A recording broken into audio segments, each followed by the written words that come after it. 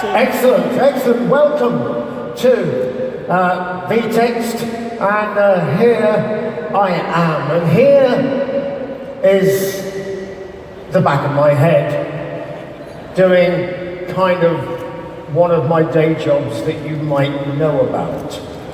And in front of me on there is lots of people who I hope are maybe Iron Maiden fans.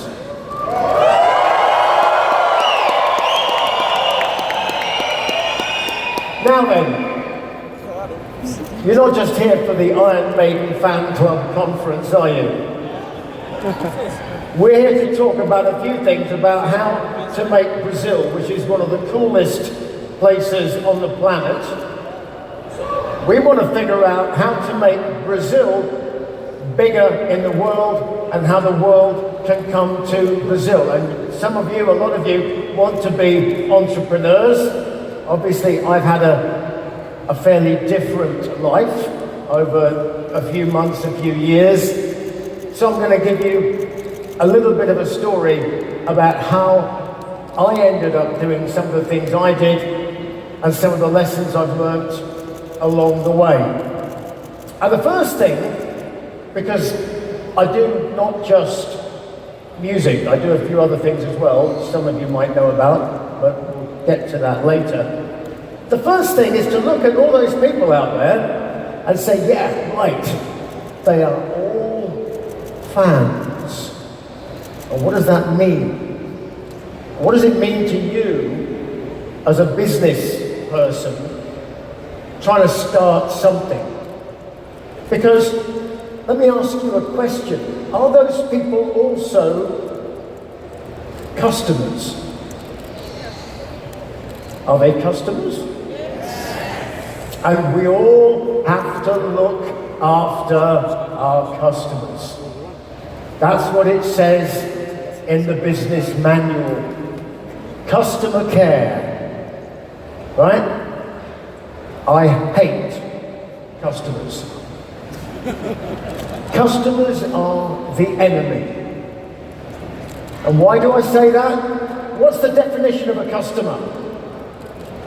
A customer is a person who can walk away. So, you have a shop, and you walk into the shop, and you look around the store, and there's nothing you want to buy, and so you walk away. You're a customer. Great. Now you walk into the same shop, and your partner, wife, boyfriend is the manager of the shop. And you walk in, you have a look around, and you walk away. And now you're a customer with a divorce. And the difference is the relationship you have with the person or the organization. Because if you have a relationship, you don't go to the shop to buy something. You go there because it makes you feel good, because it makes your life feel a little bit better. In short, you're a fan. Who supports a football team? And when do you stop supporting your football team? Never. I asked this question last night. I got the same reply. You are all completely crazy. Your football team can lose every match from now till the end of time. It could get bought by some strange Far Eastern entrepreneur who makes all the team wear pink frilly skirts and makeup because he likes that sort of thing. You would still support your football team. You're not a customer. You're a fan. And my guess is that football team gives you a sense of community. A sense that your life is better because you can talk to other human beings about your football team. Oh, like standing in the middle of a field for 3 days when it's cold and it's wet and it's rainy to see Iron Maiden. You're not watching it on Instagram. You're not watching it on YouTube. You're watching the real thing with real live human beings. And that is the kind of entrepreneur that I want to be.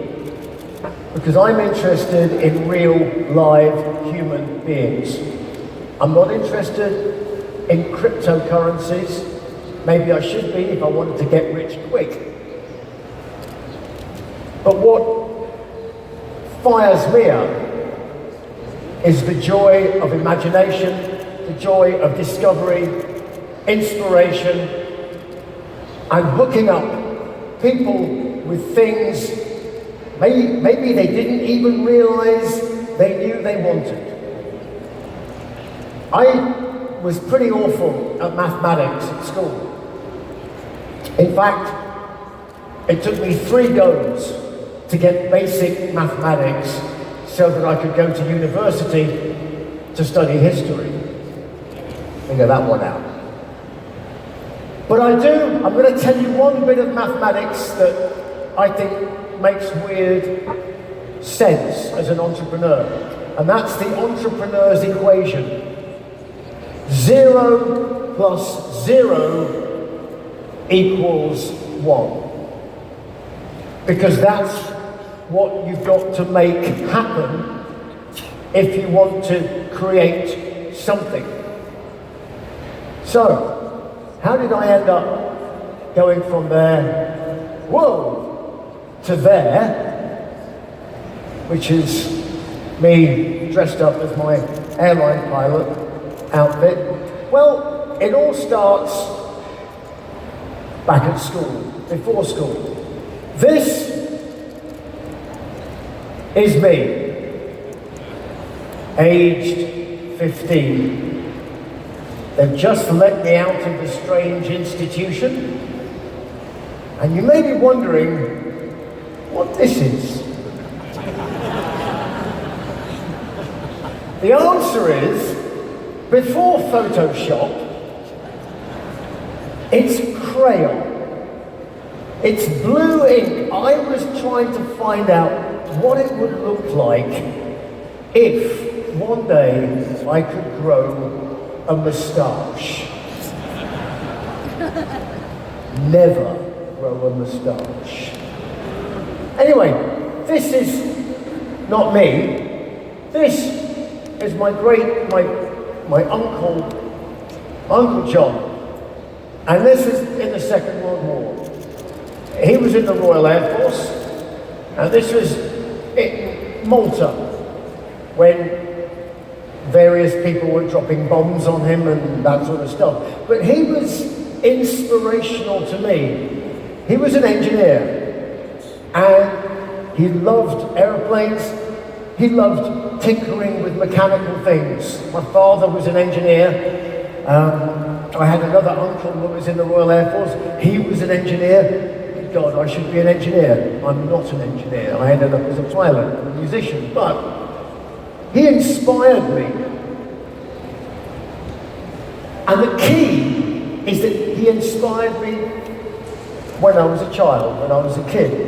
And I never forgot. And things you learn when you're a child, you never forget. Unless you choose to forget them, or unless the education system beats it out of you. Oh, you can't stare out of the window, daydreaming. If you daydream, you'll never pass that exam. Well, if you daydream, all the people who pass that exam one day might end up working for you. Because creating something starts with a dream.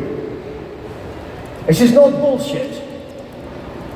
If you dream it, it might happen. If you don't dream it, it will never happen. You have to allow yourself the permission to think out of the box. And this is just to show that sometimes school teachers get it wrong. This is my end of term school report. The last day I was in school, I had unfortunately been expelled from school for pissing in the headmaster's dinner.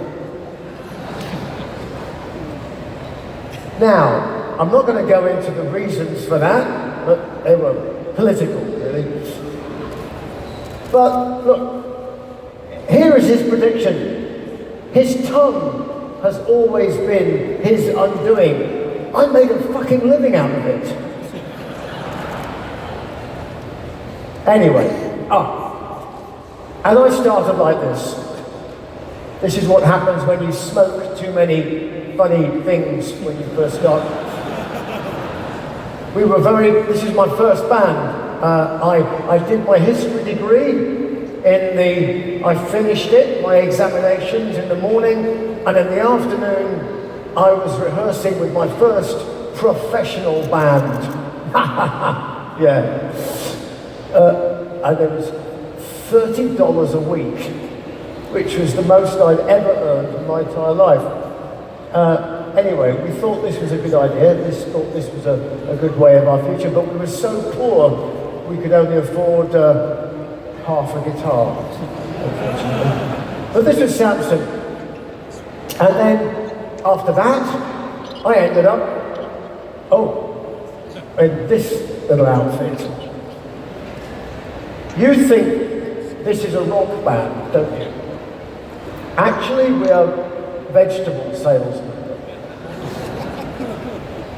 But we won't go there. So I ended up in Iron Maiden. And every dream I'd had since I was 16 years old came true in 1 year. Now, that's hard to imagine. I couldn't imagine it, but it was true.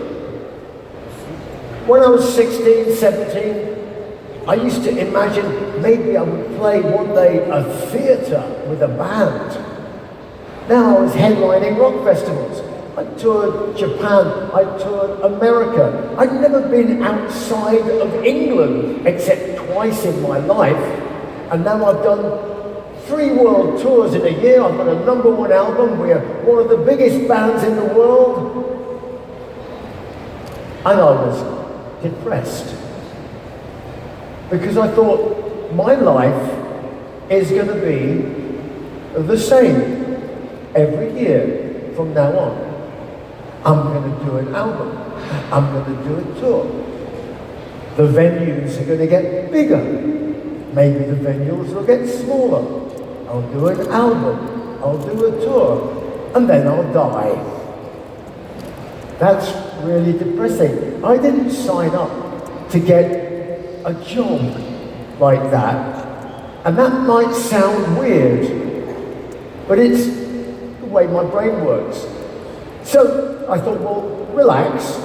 We've got a way to go yet. But I thought I have to do something to keep my brain alive whilst I'm on tour, because you have no time to do anything. You can't be an entrepreneur when you are moving from place to place to place, all the rest of it. So, well, the key is communication. The key to everything is communication. How I got my job in Iron Maiden is communication. And actually, this is, by the way, you all know this, this is the phone that invented Finland, basically. And I still have it as my phone. Now, I did actually charge the battery on this last year. But I use this phone to do something that's very unfashionable. I talk to people. And that may seem like a really odd concept. I run some businesses now where people sit in the same room and they message each other, and they text each other, or they email each other, but they don't talk to each other. And that is a terrible scenario. It's a real indictment of how stupid the whole electronic media has become, that we allow ourselves to no longer use the most wonderful communication tool we have, and we decide we're just going to send messages. That's not communicating. That's broadcasting. And broadcasting is not communicating. You're watching TV, you're not communicating. Communicating is two ways. I can get more done in 5 minutes talking to somebody than I can in 6 months of emails backwards and forwards and backwards and forwards and backwards. Emails are very often just ways of avoiding making decisions. Sorry, I'm out of the office. At the bottom of it is the little bit that actually matters, but let's make somebody else take the blame for it. So, if you're going to be an entrepreneur, communication is key, and that means really getting in people's faces and engaging with them directly. And it makes a lot of people uncomfortable because they try to hide. Anyway, back in the day, communication was the key. I was the social secretary at my university, and we didn't have mobile phones. We had payphones. But I was the social secretary, and so I actually had a real telephone. So I used the telephone to get a job. And I used the telephone to book gigs for my band. And because I did that, people saw the band, people saw me as a singer, and then Iron Maiden came along and headhunted me. But it was all down to people. It was all down to relationships. Of course, on tour, you do get up to a few things. Life is a bit boring. You can build your own guided missile from time to time. Can you imagine walking through a hotel lobby with a missile like that? Back in the day in Texas, not a problem. 1984, hi sir, is that your guided missile? Oh yes, I'm just building it. Fine, this is Texas, that's okay. Anyway, I took up fencing to try and keep my brain alive. You couldn't really wish for a more difficult sport to do when I was on the road. And what I discovered was I met all kinds of very eccentric people who liked this sport. And it kept my brain tweaking away. And then I got a job as an airline pilot, as you do. I went to night school, I started flying, and I thought, you know what, I'm not John Travolta. I can't afford to buy my own airliner. If I want to fly one, I'll have to get a job. And this is what happens. Airline pilots get very fat. I couldn't even get out the window, you know. But this is me working for the airline company, a company called Australis. So I've given you a bit of an overview of all the odd and crazy things that I did. And then, what happens next? Who's been bitten by one of these? Oh, come on, this is Brazil. Okay? But this is a very special one. Who saw the mosquito that bit them? Yeah, this is Brazil. But this is a very special mosquito. I call this the creative mosquito. And this is a very good room to talk about creative mosquitoes, because they should be buzzing all around you. Just like when you turn out the light and all you can hear is, where is it? It's in there somewhere. That's the idea that is floating around the room right now, that somebody needs to meet somebody to make it happen. Because all ideas, pretty much all ideas in the world, like ever, are observations, or they are joining two observations together. DNA. Who invented DNA? Nobody. It was observed, and somebody went, hey, this is cool.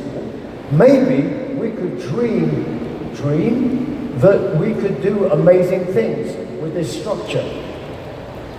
So observation is the key. Listening to what other people are saying, communication, and a relationship. Hey, I'm really interested in you and your story, and what are you trying to do? Not fake, real. You really are interested in what people are trying to do, and then you discover what you can do together. And that's the mindset that you need. So what I did was I put together something to do with this guy. This is not to do with playing guitar.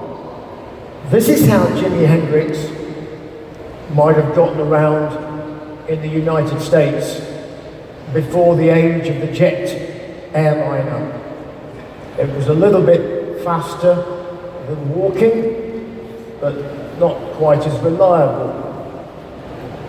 But things had changed. I was reading a book about Jimi Hendrix. So I was in Iron Maiden. I was also working for an airline, and I understood a little bit about how much it cost to rent an airliner. Anyway, I'm reading a story about Jimi Hendrix, and Jimmy's manager is kind of a smart guy. He realized that Boeing had come up with a fantastic aeroplane that was going to change transport around the world. It would get from every little airfield to every other little airfield, Boeing 727. Point is, it was cheap and it was fast, and tickets were cheap. So instead of hiring one of these, or putting Jimmy on a bus or a train, he just bought 100 tickets to go anywhere he wanted. There was only 3 people in the band, 2 guys in the sound crew, and you could, well, this is before 9/11, so you could carry a chainsaw, cans of petrol, your dead grandmother, whatever you wanted onto an aeroplane. So 2 guitars and a couple of drums was not a problem. And that meant that Jimmy could be in New York one day, and Los Angeles the next day. Nobody had figured out such a clever way to tour. And all he did in New York was he turned up and everything was already there, rented. So I sat there, I thought, hang on, 0 plus 0 equals 1. How do we, oh, we have a problem. Iron Maiden has a problem. Because, anybody here an accountant? Okay, nobody's going to confess they're an accountant. Accountants are the land of no. Talk to an accountant. No, that idea will never work. It's too easy. Oh no, it's too complicated. Oh no, it'll cost too much. Oh no, it's too risky. Just don't do it. right? That's accountants for you. And we had a problem because Iron Maiden, we were really big on social media. We were one of the first bands ever to adopt the internet. And in fact, most of our fans adopted us first. And what they were telling us was, we want Iron Maiden in the Southern Hemisphere. Australia, New Zealand, Malaysia, India, South Africa, you name it, Seoul, South Korea, all these places. But the accountant said, no. You'll lose all your money. It costs too much to keep the road crews sitting on their ass while the ship takes the equipment, or you air freight it out, it costs a fortune. But the touring in the Southern Hemisphere, hey, is in the winter. In the Northern Hemisphere. So like in Brazil, it's nice and warm at Christmas. What that means is that aeroplanes are cheap to rent, because in the Northern Hemisphere, people don't want to fly that much in November or February. So we had aeroplanes that were cheap. We had an audience that was going to go from being Iron Maiden fans, they're going to turn into customers. They were going to be buying Metallica records, for God's sake. So, what happened? I went to the accountant, I said, I've got a crazy idea. If we had a magic carpet, and we could put the band and the crew and everything on one aeroplane and fly it around the world and just join it up just as if it was touring Europe, except for touring Australia one day and Japan the next. He went, that'll never work. And of course, this is Curitiba, and this is what became Air Force One. If you don't dream it, it won't happen. And all this was putting together somebody with a need, two people with a need. We needed to play to these people. The audience wanted us to play, and we needed to put something in the middle. The economics of it worked out so well that we did it 4 times. So the accountant was very happy. And every time you get an idea like this, guess what? There are unintended consequences. This was probably the most photographed airplane in the world when we did it. ABC, Fox News, CNN, we made 2 documentaries about it, we made a movie about it, absolutely brilliant. And eventually we did it one more time in a 747. There's the movie, and it looks a bit like Donald, doesn't it? But it's not. It's always a difficult passenger in first class. Anyway, the Iron Maiden story continued, very successful, fantastic. The airline I worked for, I was an employee. It's the only time in my life I've ever been made unemployed, officially, because the airline went bankrupt. Unfortunately, 11 airplanes, 600, 700 people out of a job. Very sad, very sad. So what did I do? Well, my buddy and I, we decided we wanted to start another airline. But this is the problem, you see, we didn't have any money. So how do you start an airline with no money? Well, 0 plus 0 equals 1. Let me ask you this. If you want to sell lawnmowers and you don't want to buy a lawnmower shop, how would you sell a lawnmower? Well, maybe you buy a patch of grass and wait. And somebody comes along and says,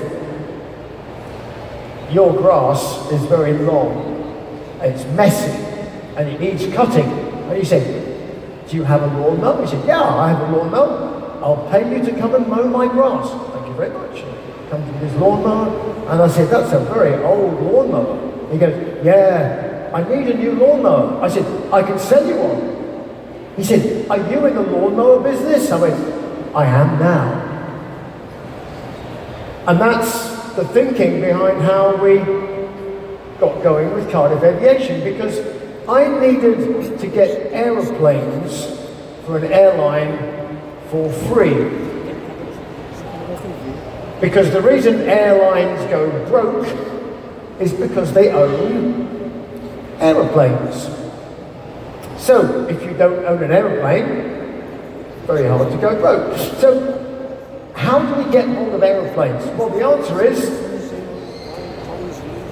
if you want to go and find a car, you could go to a car salesman, or you could stand outside a garage and wait. So, welcome to my garage.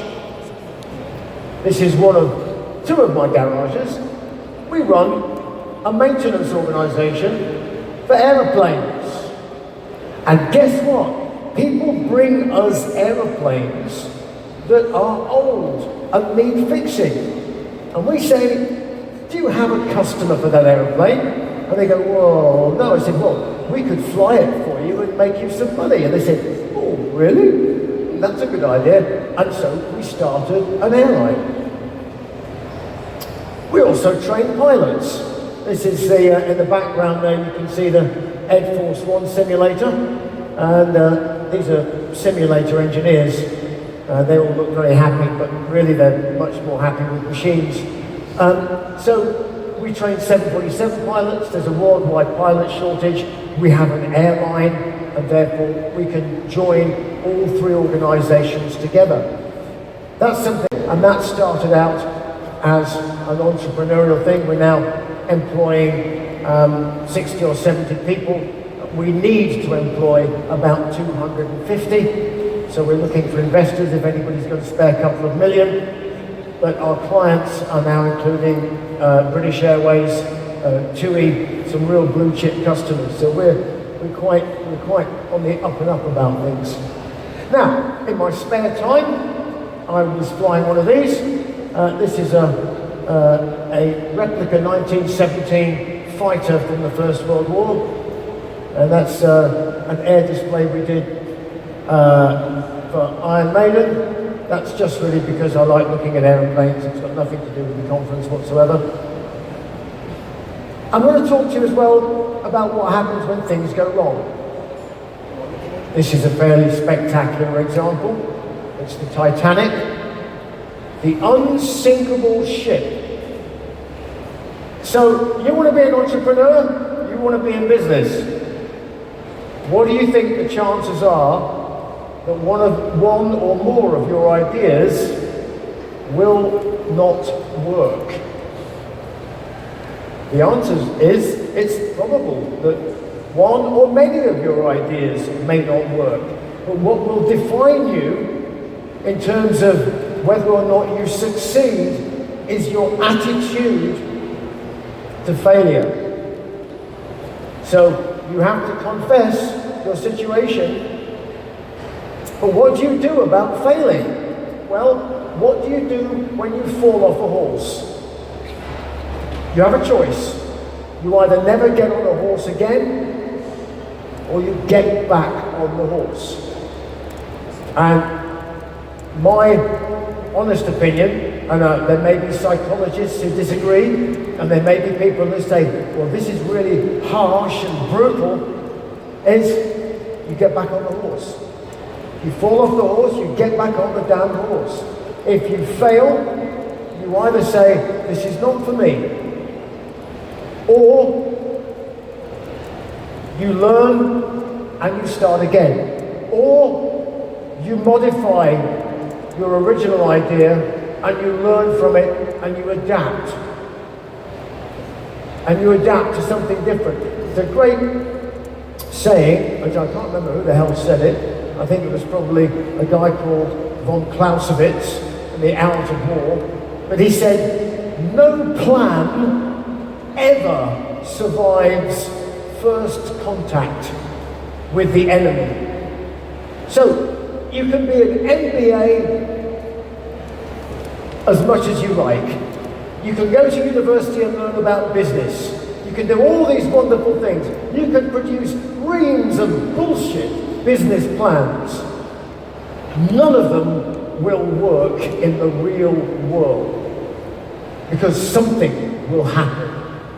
Whether it's an earthquake, whether in our case it was an engine failure coming out of Turin with 140 passengers at 8,000 feet.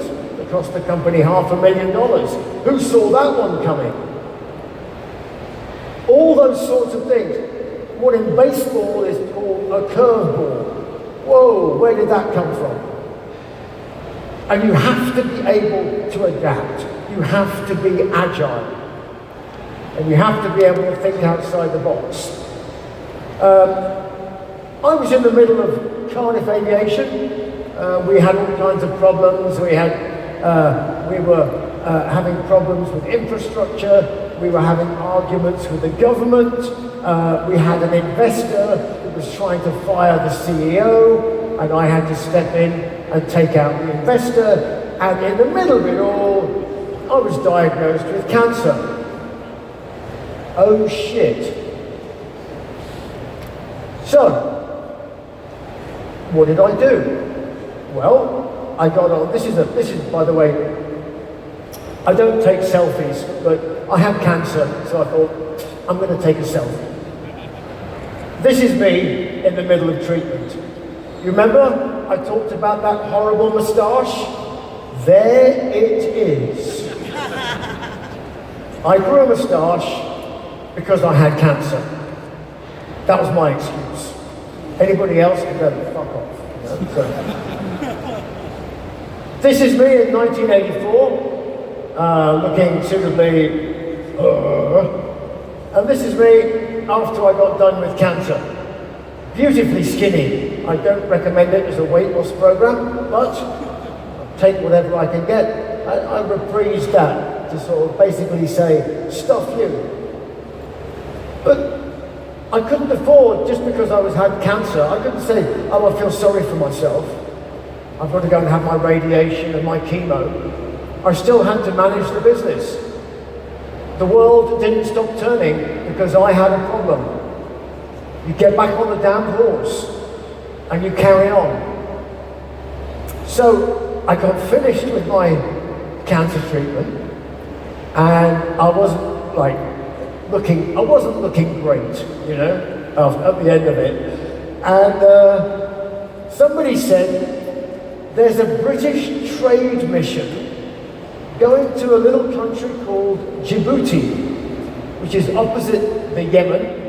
And I used to fly there as an airline pilot, and I happen to know it's a very strategic country. I happen to know it's very wealthy because it's the #1 importation port for Chinese goods into the whole of Africa and the Middle East. It controls the Red Sea strategically. It has 50,000 Allied troops permanently based there. And they were going to try and restart their national airline. So I jumped on a plane, 2 months out of cancer treatment, and that was the result. I turned up, I met the chairman of the Freeport Association, we signed an MOU, and I said, Cardiff Aviation will give you a product which I call Airline in a box. 0 + 0 = 1. There is no airline, but we will create one for you, package it up. This was the first aeroplane. We modified it in our maintenance hangar.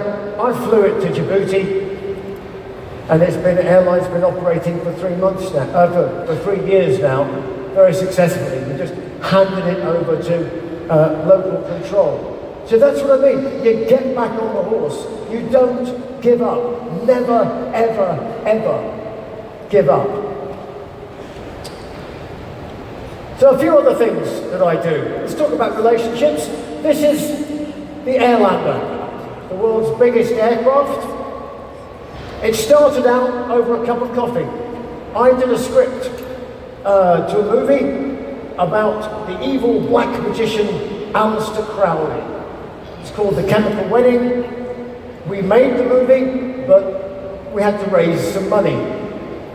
Very depressing experience.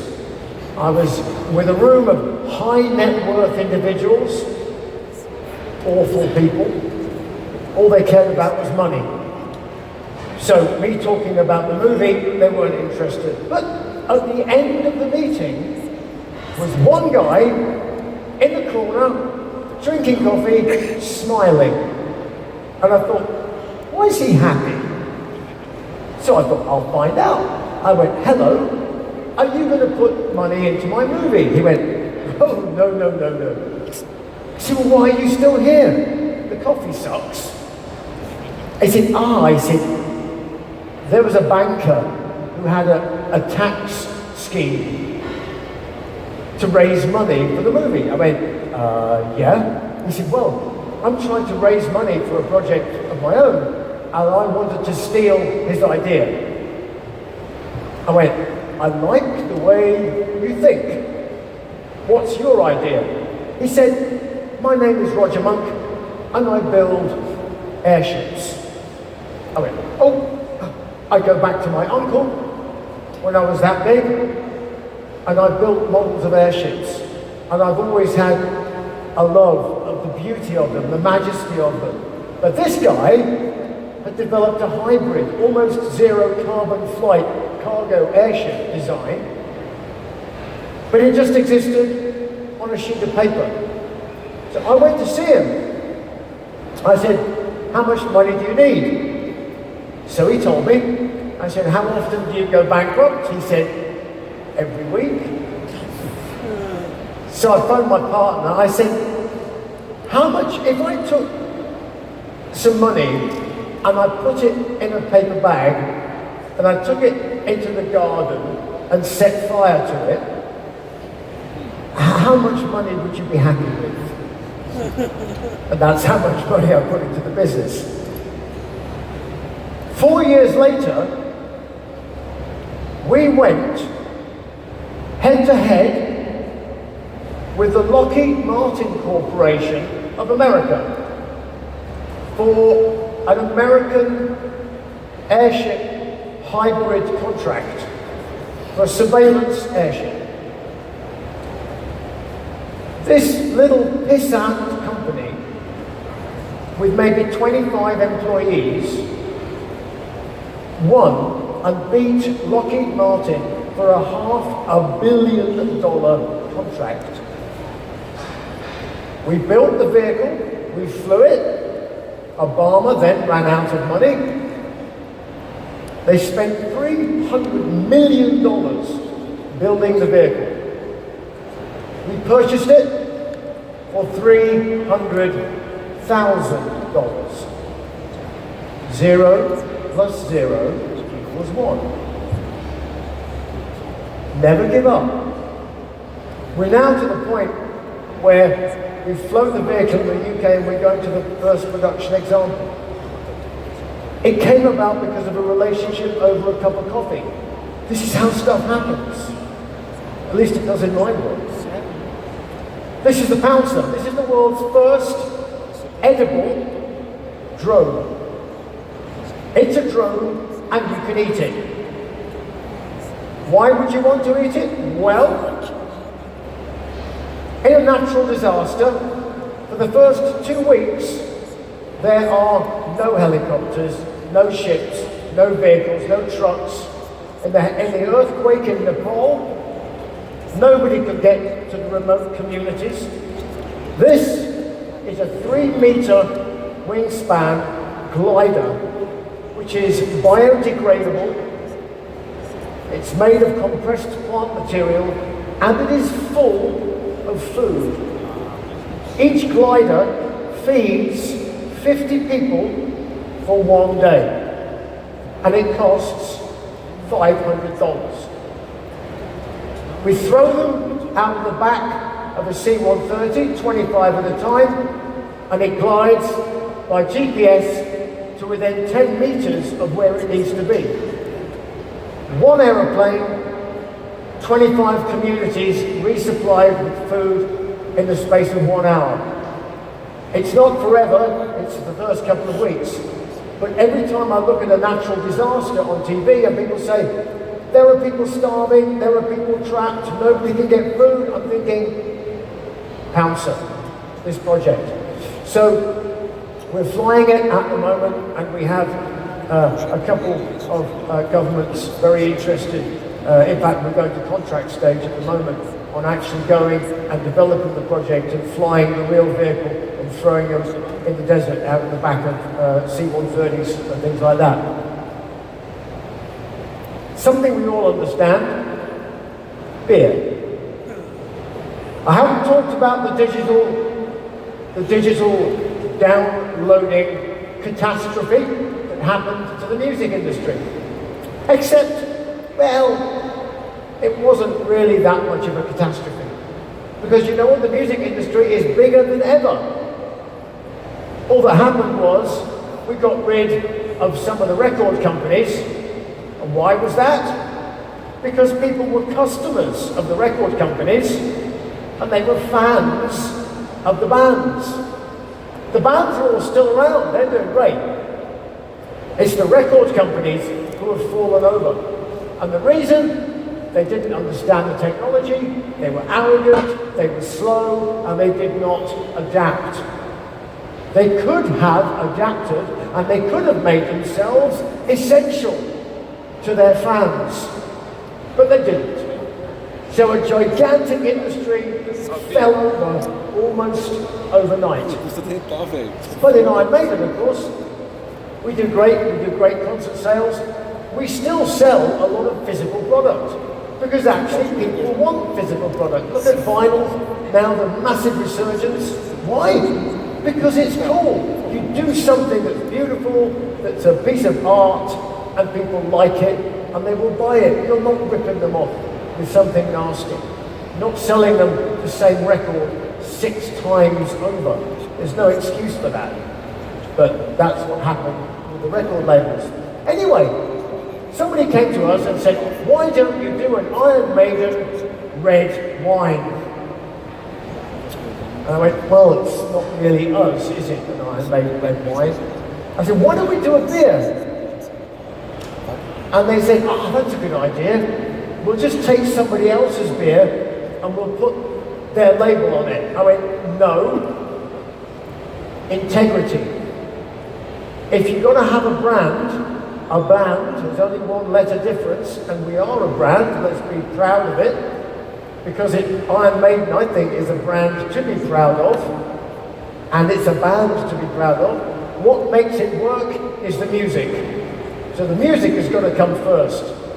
But everything we do around that has got to have integrity, has got to have truth, whether it's flying an aeroplane down to New Zealand to see fans, or whether it's brewing a beer. So we brewed our own beer. Well, this year is the 5th anniversary. Trooper was 5 years old. We've now sold over 20 million pints worldwide. This is not just an Iron Maiden beer anymore. We're now onto our 4th brand as well. That's the main brand. That's one of our other brands. So this is something I'm really proud of. And get this, our last album was a double album. It was nearly 2 hours long. Do you have any idea how much beer you can download in 2 hours? So there's more than one. The way I put it is, look, yeah, sure, records, you effectively, look, if I was to put it in one sentence, how has the world changed? Well, the music is kind of for free, but the t-shirt will cost you $100. That's a very glib way of putting it, but it just shows the way the balance has shifted. But it's about live. And live is, I go back to reality. It's about people. It's about people, stupid.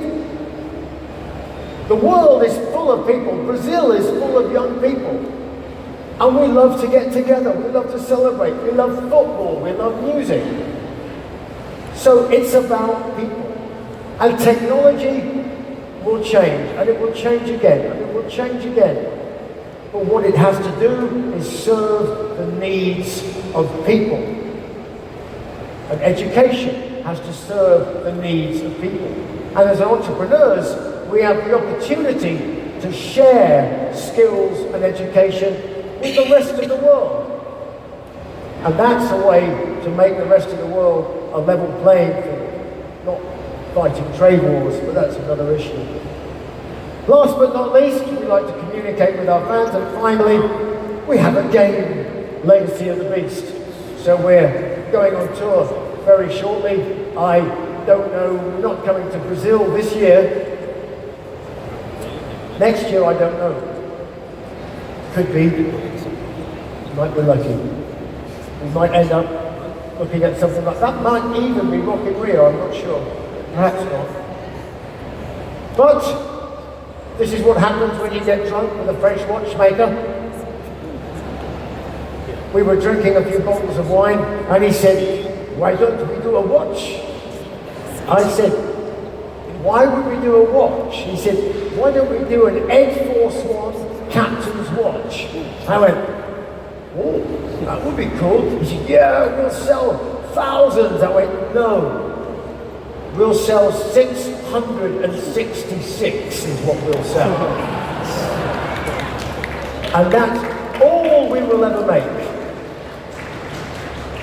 Everyone will be special, and that's cool. And actually, yeah, that reminds me that it's time for me to go and for you to have a great time thinking about what it is you want to do next. Actually, not thinking, dreaming what you want to do next. When I quit Iron Maiden, which I did for about 6 years, when I quit Iron Maiden, the thing that provoked that decision was 2 lines in the Los Angeles Times. Thought for the day. And it was 2 lines from Henry Miller, the artist. And he said, "All growth is an unpremeditated leap in the dark, with no idea of where you are going to land." And he's right. You can't do that every day of your life. You go mad. But sometimes in your life, you have a chance to do that. Either when you have a lot of money, or when you have no money. Because it doesn't matter where you land. Take a chance. You have a dream, you take a chance, and you adapt, and you survive, and you grow. And that's how you will remake the world. Have courage. Anyway, I wrote a book about it. It's called What Does This Button Do? Oh, that's my philosophy of life. I'm going to leave you with a bit of noise from our game. Actually, the video is out of date. The graphics are so much better. In any case, it's free. Ladies, gentlemen, anybody in between, thank you so much for listening. I will see you again soon. Thank you very much.